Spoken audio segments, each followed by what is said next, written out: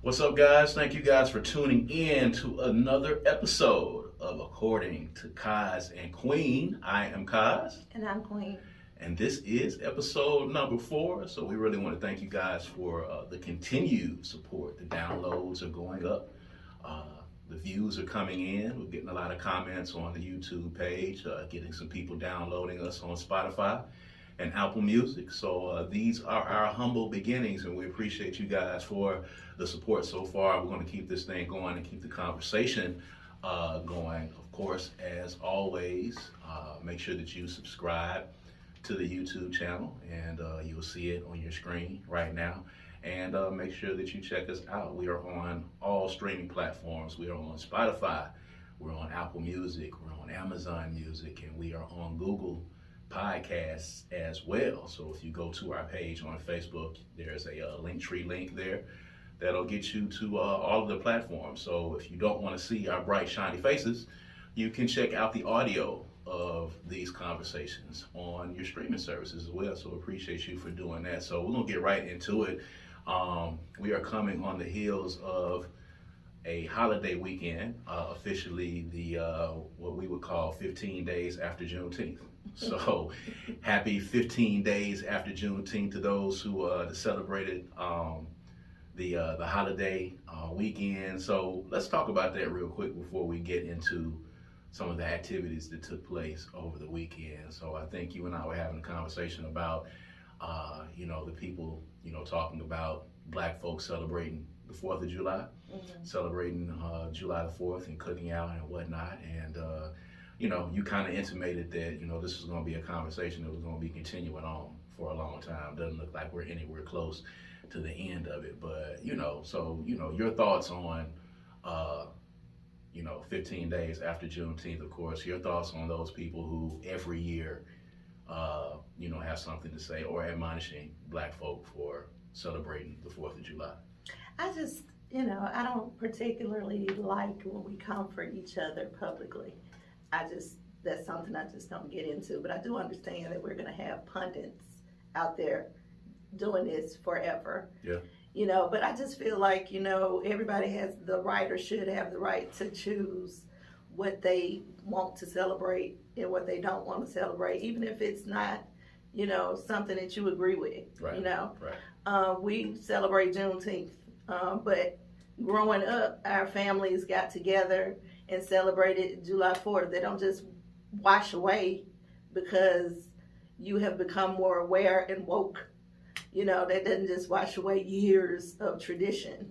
It takes a long time to get that out the system. It does. So It does. I think tradition has to be respected. Our ancestors and our, parents didn't do things the way we did it, but if it was some way mentioned at your 4th of July celebration, okay, y'all, we actually celebrated our freedom Right. 15 days ago. Right. But we're here, everybody's in town, we're family, let's celebrate family. I think that would be nice, but It's always good to each his own. it's always good to celebrate family for whatever reason. You don't have to necessarily agree. We all know that black folk were not free July the 4th, 1776. We don't all know that. Well, a lot of us know that. That's a good Many point. do know. A lot of us, know that. Black folk were not free on July the 4th, 1776.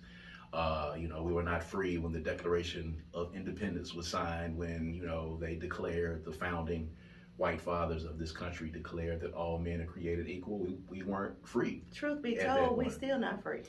Technically speaking, we're not So still free. to be honest, we were still waiting to actually celebrate our That's true freedom. indeed. So, if you want to find a reason to get together with your family and you want to barbecue and you want to drink and you want to hang out, and Or if wanna you have just music, want to celebrate the fact that you got a 3-day weekend.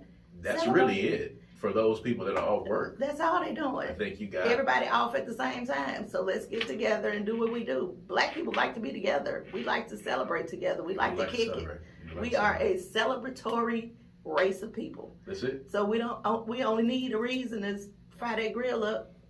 So No, 3-day no, weekend is no a reason, no reason at all. So if we celebrate Juneteenth and then a couple of weeks later we celebrate the 4th of July, I don't see anything wrong with it. I think anytime we can get together and celebrate is cool. I think teaching people You know, these are teachable moments.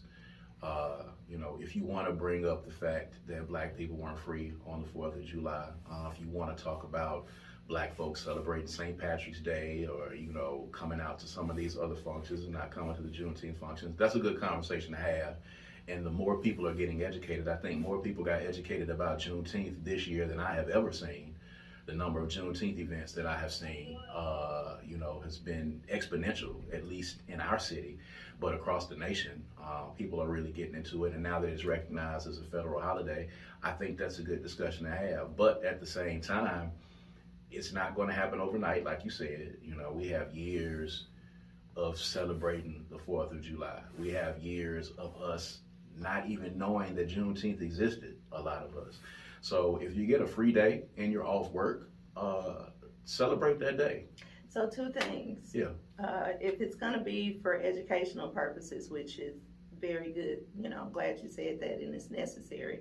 But if it's going to be for educational purposes, it should not just be on June 19th, the week of. Right, of course. We need to educate about when freedom was actually a law and when it wasn't, Mm-hmm. and give that information all year round, 365 days a year, 24/7. Right. And if it's about education, it shouldn't be derogatory. It should be for informational purposes. Don't make somebody feel bad because they don't know, Right. or because they choose to still celebrate 4th of July. Like, that doesn't mean they're less than a person or this other stuff that people try to put onto it because they now know. Right. You haven't always known. So inform. That's your job. Inform and leave it alone. You give people the education, you give them the information, and you let them make the determination that they want to make. Correct. In their own personal lives. We're going to be celebrating Juneteenth.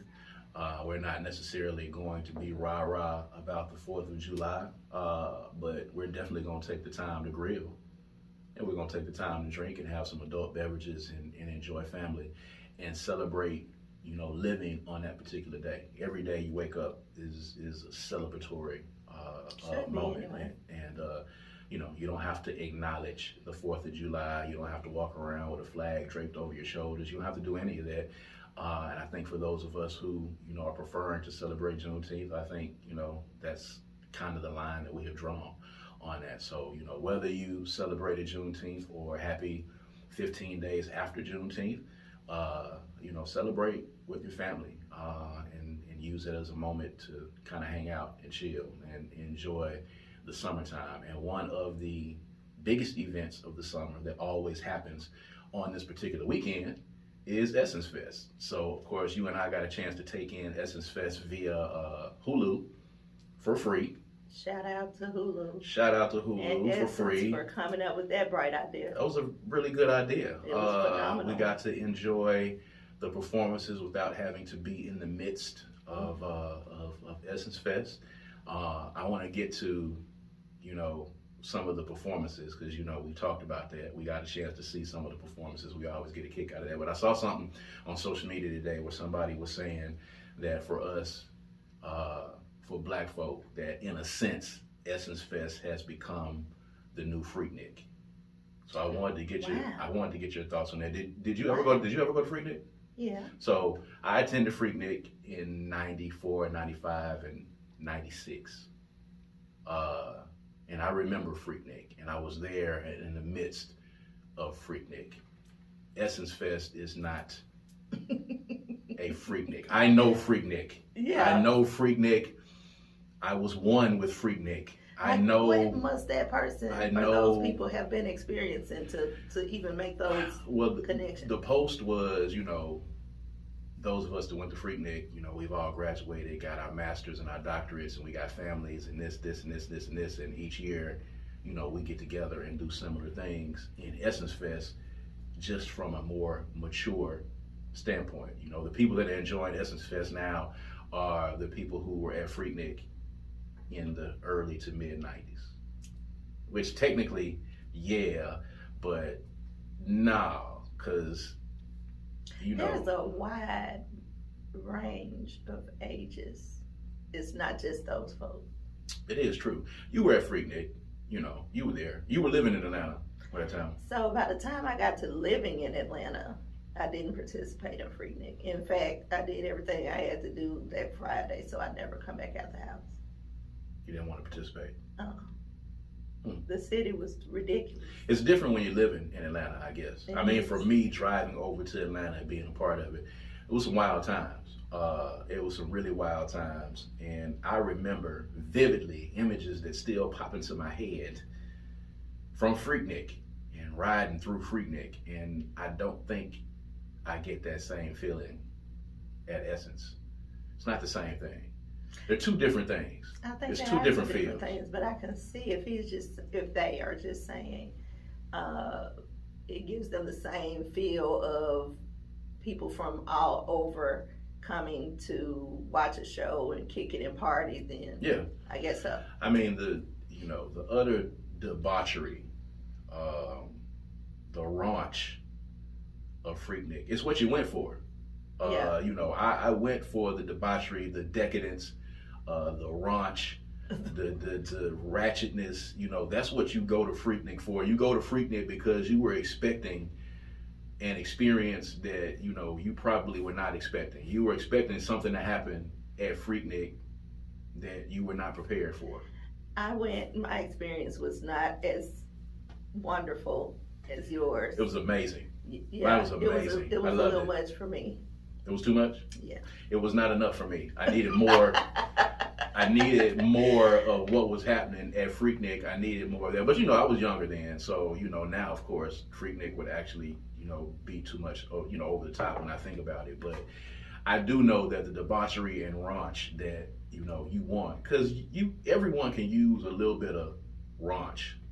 You know what I'm saying? Everybody can use a little bit of ratchetness in their lives, in their entertainment things. When you get a little bit older, you don't want as much. And I'm pretty sure from seeing those faces in the crowd, there was a little bit of, there was an element of Freaknik-like activity. Oh, people were definitely kicking it. But I don't. But it was a more refined. Mature. It was a mature kicking it. You know what I'm saying? And really, then in comparison to Freaknik, for sure. so when you mature kicking it is much different, because people taking naps at Essence Fest. They going back to the room. They taking naps. They brunching in between. They're supplementing. And that was the not kicking. the case for Freaknik. Yeah, nah. It just was a continuous foolerization. Yeah, foolerization, foolishness, foolery. Did I ever tell you this story? And when I start off with that all the time, my wife loves it, or maybe she doesn't. I do. She might lie. When I start off the sentence with, did I ever tell you the story? Usually, I've already told her the story. But did I ever tell you the story of 96 in Freaknik? I went to Freaknik with David Banner and Ice Green. We went to Freaknik, of course, and we went with backpacks full of demos because we was handing out demos. We had spent the day at Eric Sermon's auto shop. Eric Sermon from EPMD, for those of you who are a little bit older and know some of the old school artists. Eric Sermon from EPMD had he moved to Atlanta, as all of the rappers were doing from New York at that time. He had a rim shop and a tire shop and an auto shop in the middle of Atlanta, and that's where a lot of the rappers would hang out. So we went out there, and Keith Murray, Redman, Eric Sermon, and a bunch of people were there. We were handing out demos and doing our thing. Anyway, we decided that we were going to stay up all night long and not sleep. And we made a concerted effort that we were not going to sleep, and we made sure that we did things that were going to keep us up. Of course, we were doing drinking, smoking, all of the debauchery that you can think of. We stayed up all night long, stayed up into the morning. And the next morning, there was a celebrity basketball game at Morehouse that we went to. And we went to the gym, and we went to the top of the bleachers. And of course, the entire time, everybody that we ran into, we was telling them how we had stayed up for 24 hours. We were just announcing it to everybody.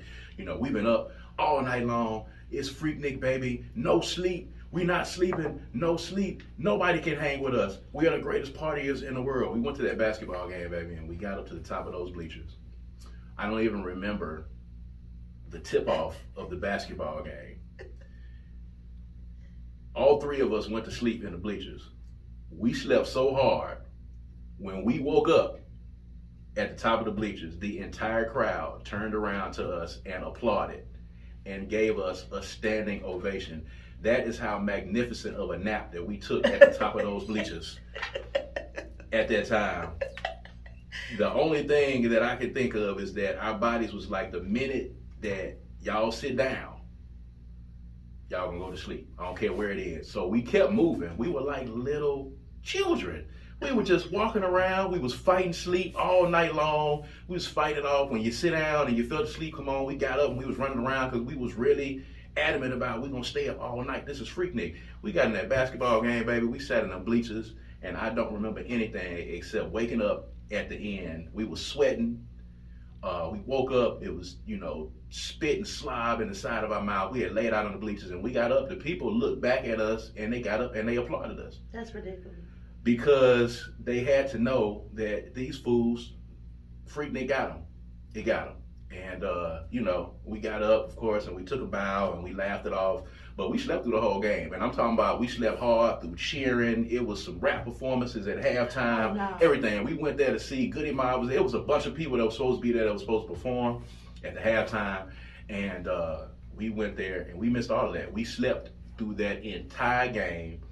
We got up and we walked out with our head bowed, tail tucked between our legs, and we went back to the little, and there wasn't any Airbnbs at the time. Somebody had rented somebody's flat in Atlanta where somebody was staying at, kind of in the CAU area.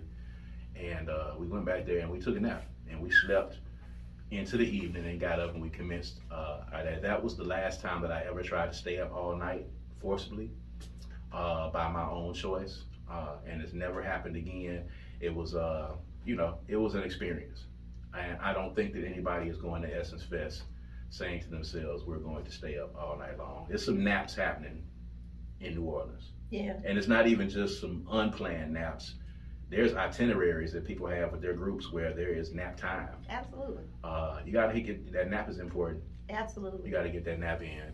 But anyway, speaking of which, I want to get your thoughts. We saw the performances. Out of what you saw, giving your critique. We talked in the last episode about, your singing prowess and your critique of the entertainers. So of the performances that we saw, I want you to give your critiques of what we saw. Who do you think, out of who you saw, put on the best show? Who won the day for Essence 2022? That's it? You went right to New Edition? That's it? Okay, I really wasn't counting New Edition. Why not? Because we know that they headline the show. We know that they're going to give a great show. Let's go back. Let's backtrack into some of the people that you may not have seen live before that, you don't know for sure. You know for sure New Edition is going to put on the show. Some of the other people that you may have been seeing for the first time or maybe the second or third time, who do you think killed it? Well, I only watched the people that I liked, I think. Now, I'll tell you, I think it's time for Ronald Isley to take a seat. He's clearly now affected by age. Still a very good show, but he was winded and tired and had to take a couple of seats through the show. He moved slowly. So it's about time for him to consider maybe retiring, I think. Mm-hmm. But the show was okay. It wasn't horrible. There was a girl at the lounge.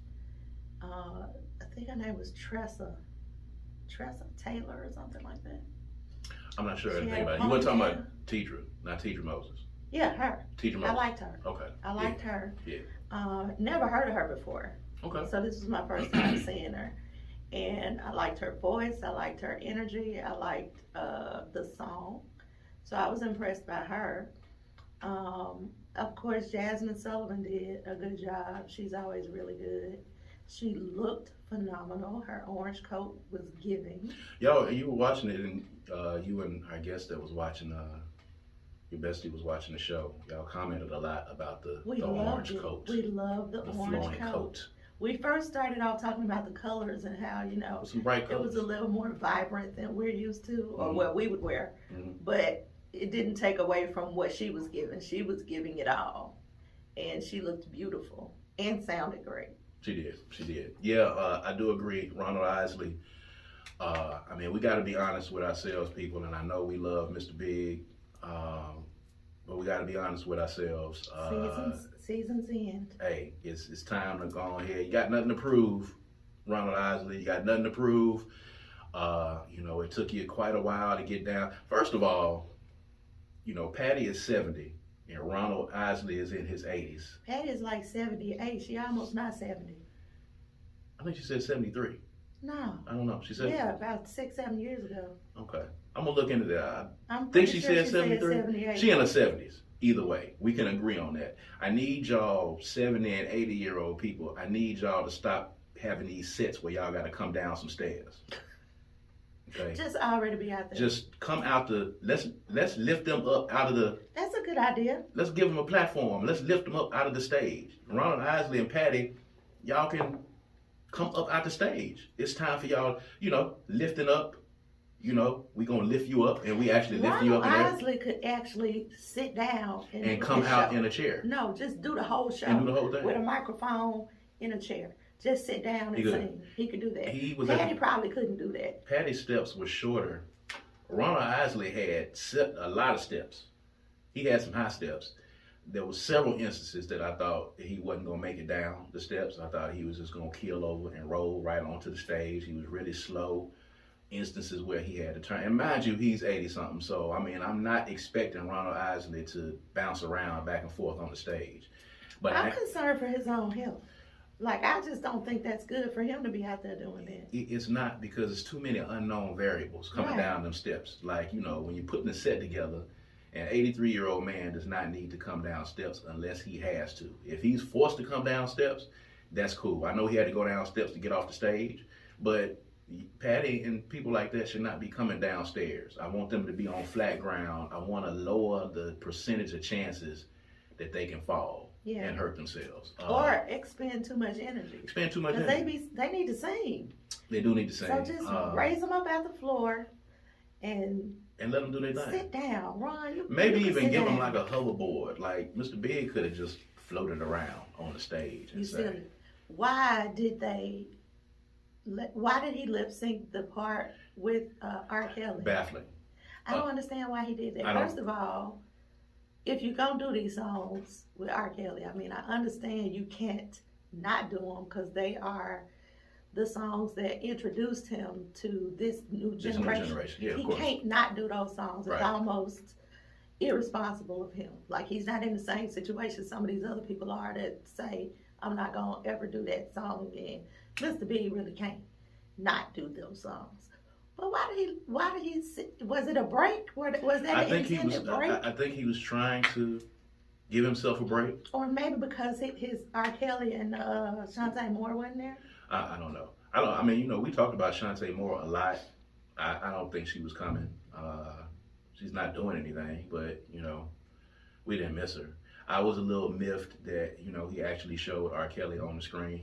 I had a problem with that, and we're going to talk about that in just a little bit because we've had some conversations about that as well. But the lip syncing, the singing over vocals, we are not proponents or fans of rapping or singing over your vocals. Of course, if you do that, you suck as a performer. And I know that Ronald Isley is at the point where he could possibly need that aid. His voice was clearly not as strong as it was. It's fading a little bit. He can't hit those notes. And the R. Kelly songs challenged him vocally, of course. He was just in a younger place, and he was able to hit those notes when Mr. Big was in his prime. He can't hit those notes anymore. And then they did the lip syncing in the middle of a song, and then cut it off, and then went back to him like in the middle of the song, as if we weren't going to notice that you did that. It sounded exactly like the record. It was the record. When the record played. It was a record, and he was and you singing. could tell because everything else he sang that was actually him was labored. Yeah, it was labored. But they got jams, and even after I was disappointed at the whole segment where he brought up the R. Kelly stuff. When he went into Voyage to Atlantis, he went into all of those Isley Brother hits that a lot of our younger viewers and listeners might not be aware of, but he got jams. And that was not even scratching his catalog. And he went into some of the hits, and then he sang those, I guess because of the familiarity of that. Of course, Ernie Isley is one of the dopest guitar players on the planet, and he did his thing. I think he clearly felt like he had to make up for some of the vocal snafus. You say that, but I think that's just a part of the show. And it might be. But he did take my mind off the fact that, I was just really disappointed with the Isley Brothers' performance overall. If I'm paying for it, I'm not paying for you to lip sync, A. B, I'm paying to get some semblance of the notes that I hear on the record as close as possible. I watched it for free, and I wanted a refund, even though I was watching it for free. When we watched Lizzo in the Gold, was that at Essence or the BET Award? That was something else. That was the BET Award. Yeah, I think that was the BET Award. She was impressive. Yeah, Lizzo was impressive, but it was not at Essence. I enjoyed the locks. A lot of people are just getting up on the locks, since the verses, and kind of really got into the dopeness that is Jadakiss and the locks as a whole. But their performance was dope. Seeing Wu-Tang on stage was dope. I haven't seen the Wu-Tang yet. Yeah, concerned again about Lil' Kim's win on stage. Everybody's excited. Let me just say this: everybody's excited when Lil' Kim comes out. She's a favorite. You can talk about, her physical appearance as it looks now and the reasons why that exists. There were some stages, though, during that show where I felt like, she was gasping for air. Child, I think Lil' Kim was just snatch kind of tight. She always snatched real tight. Yeah. And it messes with her win. She's probably not in, spectacular condition, but gotta get in shape, man, for this stuff. It doesn't have to be snatched the way she was snatched. You gotta get in shape. But I love Lil' Kim. Like I have concerns about what she looks like, and I'm sorry for her that her life experience has made her feel so insecure. But she is an icon. Like, she's legendary. You can't take that away from her. And I get crunk when I hear her voice. I mean, when she's coming, when on the Benjamins, when she says, what the blood clot. I mean, it's about to go down. It's going down. The Quiet Storm remix with Mobb Deep, when she does her thing, she does her dance, she's got her thing, and people love it. We can go here all day, and maybe we will one day kind of explore, whatever went on in her past that, has her feeling like she had to, make all these changes to her body. I look at the old pictures of Lil' Kim from Junior Mafia days and some of those old pictures, and she was absolutely gorgeous. And I don't, for the life of me, understand why, but I think we've had discussions. I think, everyone has a, kind of a sense of, well, she recently came out and said that men told her she was not pretty enough, and then they would leave her and go get somebody that looked more European. And she identified that what she looked like was not being, her truest melanated self. Did not lend to attraction from men. So she started trying to make herself look like what she thought those men wanted to see. Yeah. But yeah, we can dive into that another day. That's a bigger story. Because those are trash dudes. It's unfortunate that by the time women sometimes realize what their true self-worth is, they've listened to a lot of trash ass dudes. And look, Kim ain't there yet. She's still she's still not in love with herself. Because unfortunately, those dudes who told her that were some real trash ass dudes. But she took what they were saying as trash dudes. She took it as gospel, and she internalized it and used that as something for her to change her body sculpt, which is unfortunate. And you think about her being Lil' Kim at the time, she was the prototype for the female MC. She was the prototype for... And we all thought she was sexy. Exactly. Like, not just pretty. And that's how she came in She was sexy. Right. And then she was like, this is not it, and changed her whole physique. Yeah, so it's unfortunate. And I think a lot of times maybe the dudes that you're dating has a lot to do with it. So clearly she dated a string of trash dudes who said the same thing over and over again, causing her to go, under the knife. And, that never, ever translates well when you get older. Yeah. Because your body begins to, deteriorate and change, and move around and, get bigger and smaller in places, and all those surgeries and things. I just don't know. I just don't know physically, how that's going to work for her later on. But it's unfortunate. But yeah, we can dive into that again at some point. Lauryn Hill and Wyclef. So it's always good to see Lauren.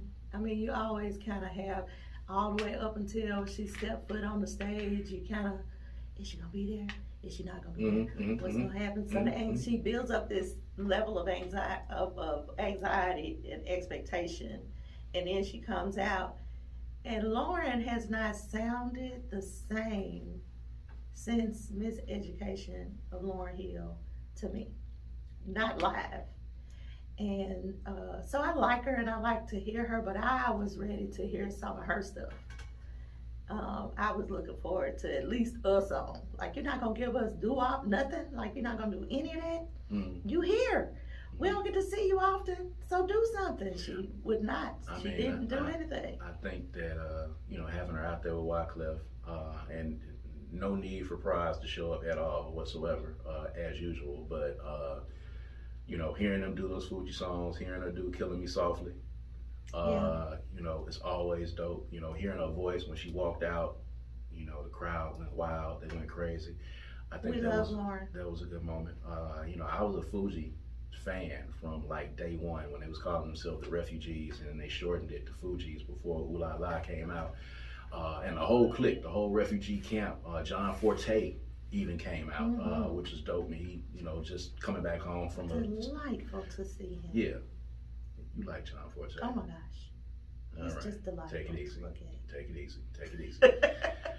But yeah, it was really cool. They did their thing. Wyclef has always been a dynamic performer. I think that was good. Patti LaBelle did what Patti LaBelle does, but New Edition came out, of course. The coup de grace of the night, New Edition came out and did their thing, and this was on Sunday, by the way. I think we did see some of the Saturday performances. I think we watched Janet Jackson. I actually went to sleep on Janet. I did too.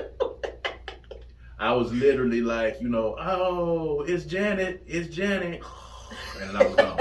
Like when the initial buzz of seeing Janet when she popped out. And then immediately after that, I was good.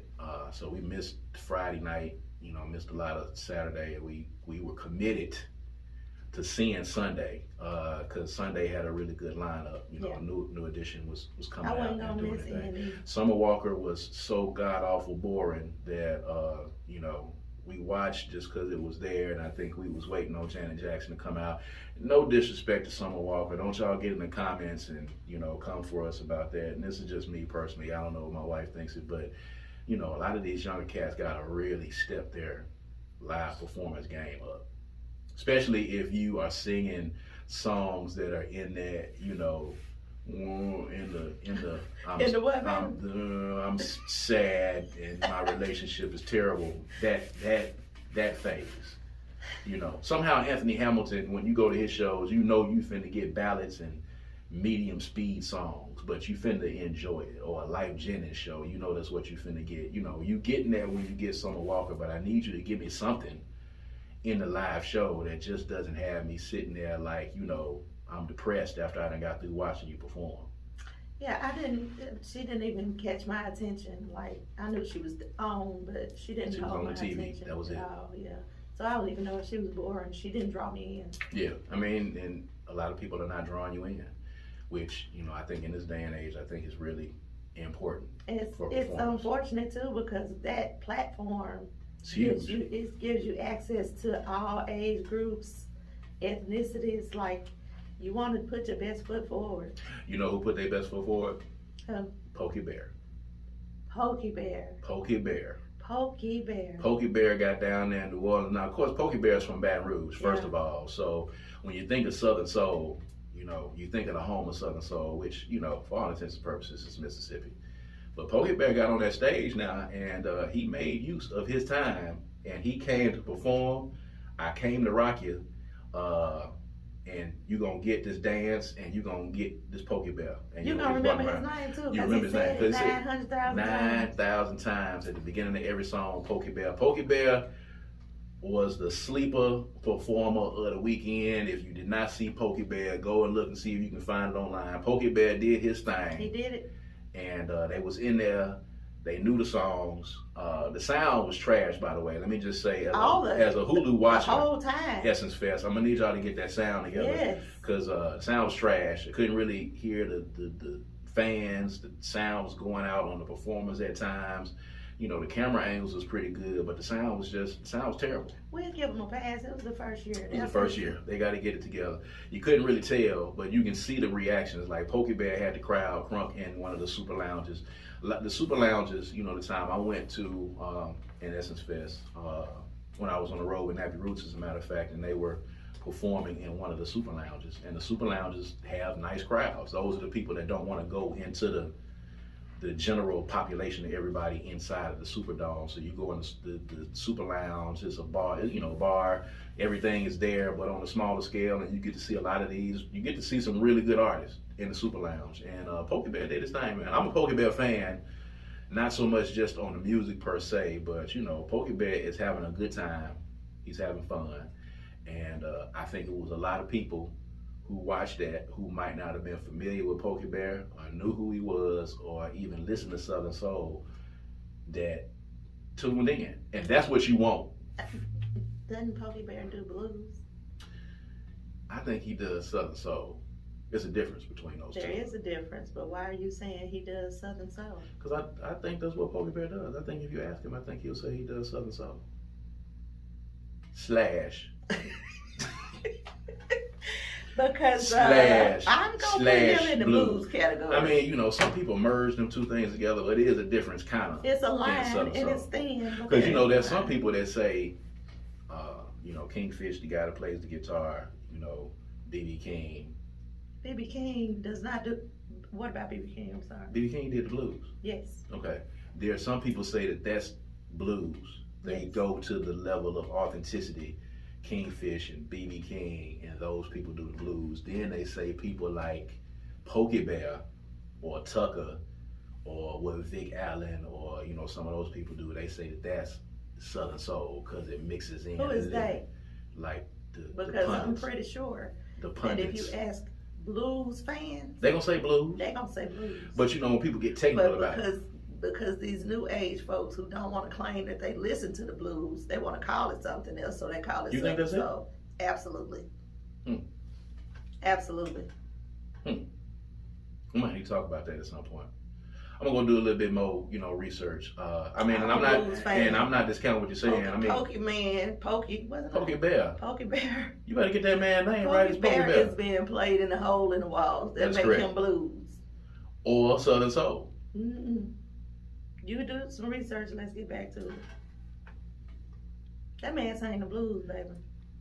Slash Southern Soul. Southern Soul is made up. I don't even know where that came from. Oh my goodness. Who made that up? We coined that. That's a Mississippi thing.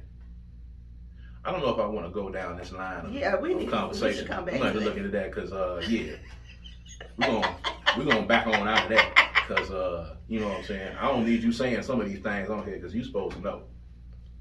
I could say the same thing about you. You're supposed to know. I do know. I think I know. I think I know. Blues / Southern Soul. It's a hybrid. Yes? I can't agree to that. You can't agree. No, we can agree to disagree on that. One thing that we did agree to disagree on up to a point until you finally could not deny it any longer. Here we go. Robert Kelly, 30 years in jail. Effectively will not see the light of day again, perhaps as a free man. Probably will. Probably won't do the whole 30. But he's in jail and he has been sentenced for his crimes. There was times, because you were an R. Kelly fan, a very deep R. Kelly fan, loved his music, and there were times that we had spirited debates because, you know, I was, you know, a long time ago, I was ready to throw him in the trash because he's a trash human being. But I've also learned a little bit about grace in this time period, so I won't completely say that he should be trashed. There could be some redemption at some point, but for what he's in jail for, he is there. He's where he's supposed to be, based on what he's done. When you heard the verdict as an R. Kelly fan, what were your first thoughts? I've been preparing myself for his sentencing since he went to jail.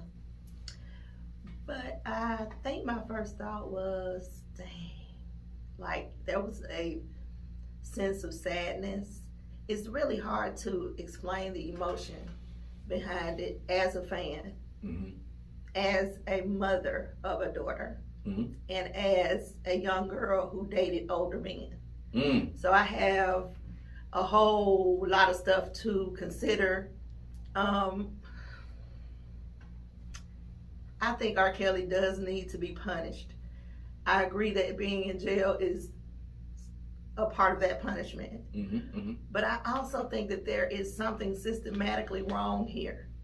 I think there needs to be an opportunity for rehabilitation for crimes like this.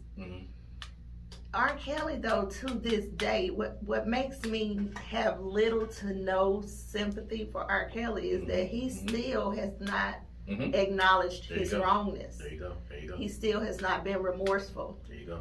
So I don't know that rehabilitation would work for him. Selfishly, the idea of not having his music anymore is devastating. Like the fact that we will never get more R. Kelly music, and take away the fact that some people think he was singing about young girls. What I was able to connect to and what it meant in my life experience doesn't really remove the fact that he made an impact on my life experience through his music. So it's hard for me to let that go. I don't think that there's any artist. First of all, let me say this.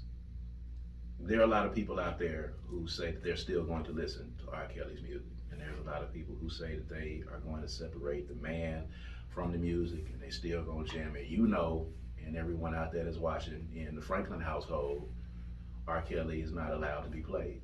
And if we're listening and R. Kelly comes up, or anything that we know was written by R. Kelly, and he wrote a lot of songs that I'm not even sure I even know. But if we know that it's something that's R. Kelly and the song comes up, it gets skipped. It gets no play in our household. We have a 12-year-old daughter, and I'm drawing a hard line on that. For me, I give a lot of leeway, but I got a hard line on people who harm children and women and elderly people. I have a hard line on that. And when you have not shown any contrition at all whatsoever for your predatory behavior, that's a problem. I agree, but R. Kelly has a sickness, and he hasn't acknowledged it yet. I'm not trying to make excuses for him, but what I'm saying is our system is not doing anything to make him better, him or people like him. I think that should be a part of the process.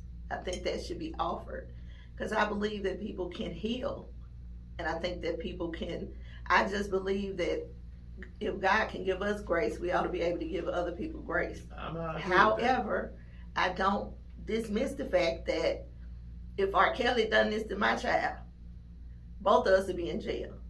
So I get that as well. And we'd have so made real orange juice out of that dude. It's a hard line right there.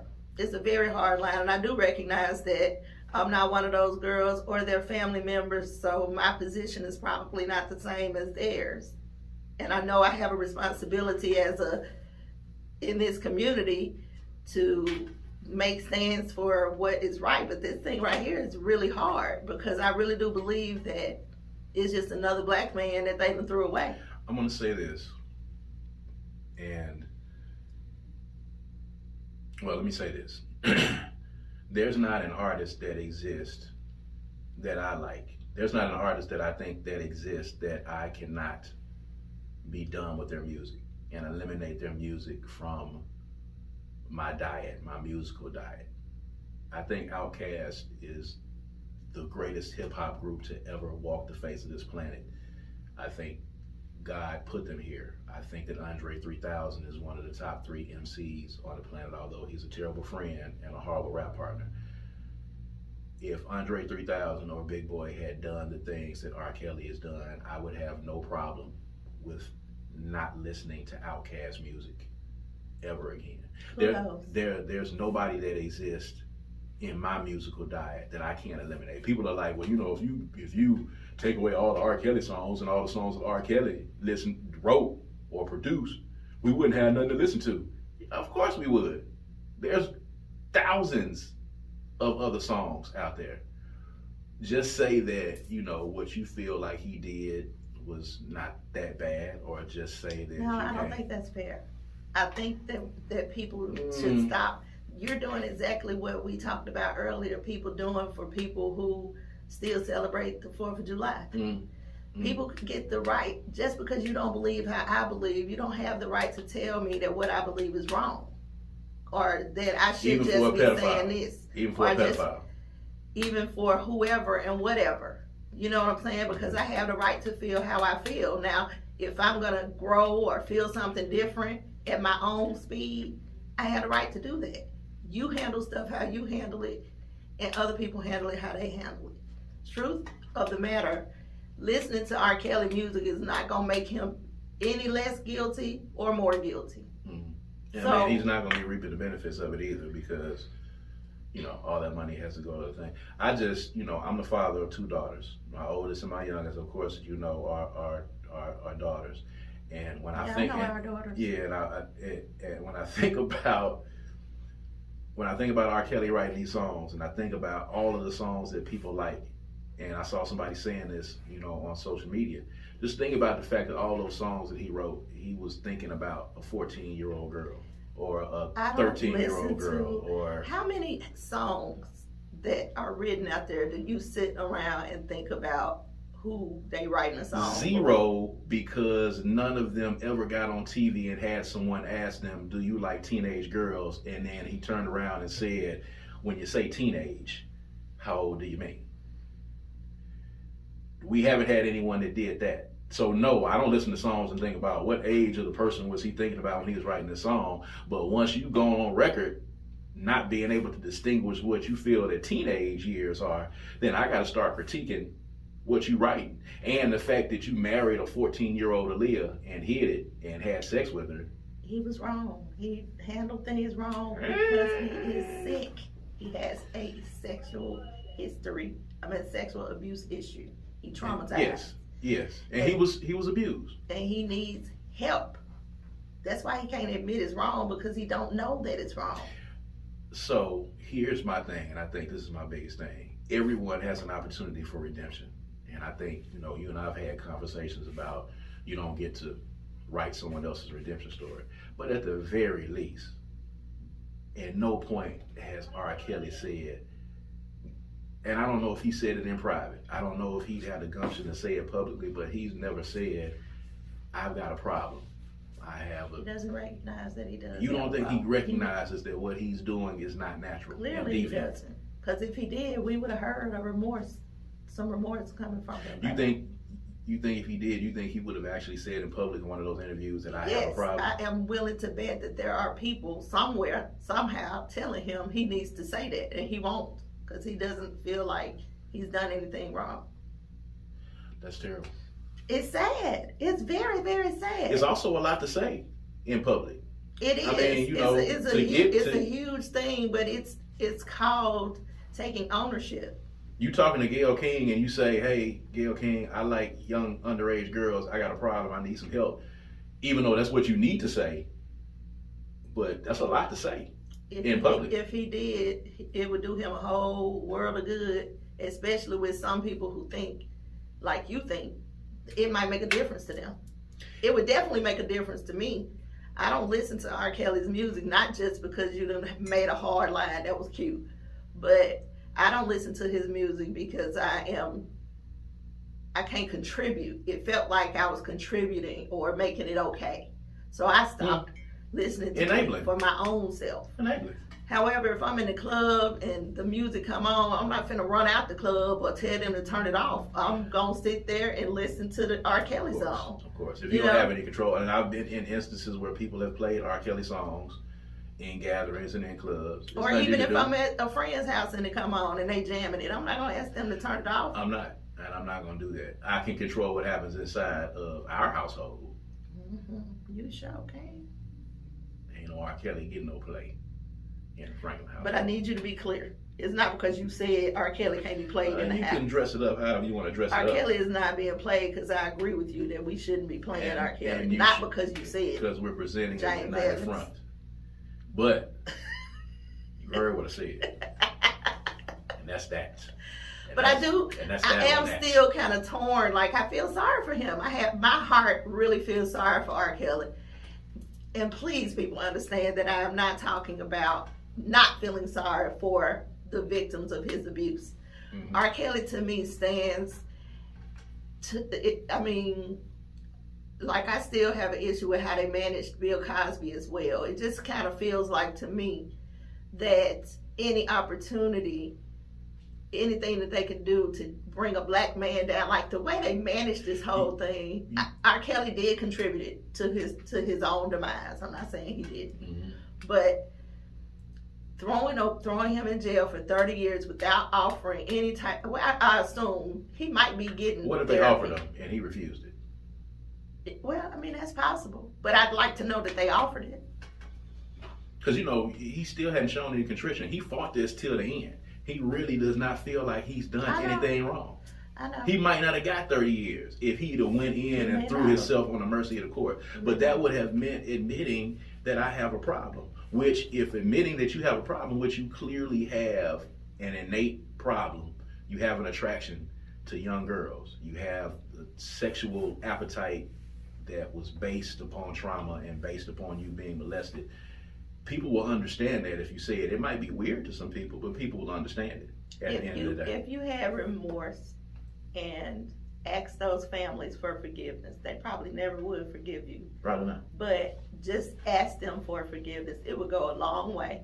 We have seen a lot of people involved in scandal who come forward and admit what they did, show contrition, apologize, ask for forgiveness, go away for a little while, and come back. Yeah.